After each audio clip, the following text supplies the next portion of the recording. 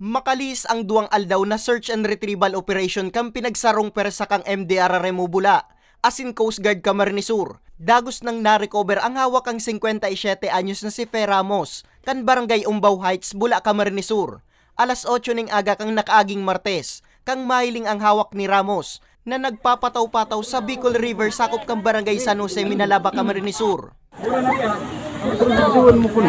Sa impormasyon, Hulyo 23 ning hapon huring nahiling ang biktima na nakalunad sa sarong dimotor na bangka sa salog sakop kang Barangay Umbaw, kaibang kalibin partner kaning si Portfolio Cabral, 67 anyos. Sigun sa MDR Remo, nagkaigwaning diskusyonan ang magkalibin partner sa dagit subot kang biktima. Luminukso ini sa salog, sa kusog kang tubig dara naman kang maraot na panahon, dai na buminutwa pa ang biktima.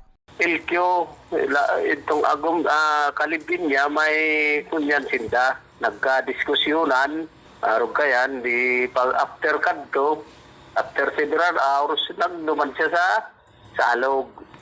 Na, siya, mayo man nga ni duman taong iba, sino nasa ibungkan pangpang, yung nakailing sa iya. Sigun sa MDR Remobula, 5 kilometro man ang distansya kang pinag-anudan kang biktima, gikan sa pigluksuan kaning salog.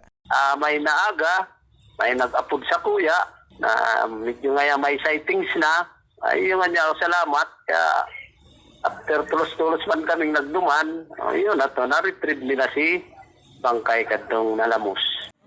Sa presente, nakapatente ng bangkay ni Ramos sa Sendang Residensya. Para sa mga baretang tatak Bicol, Nomer Corporal.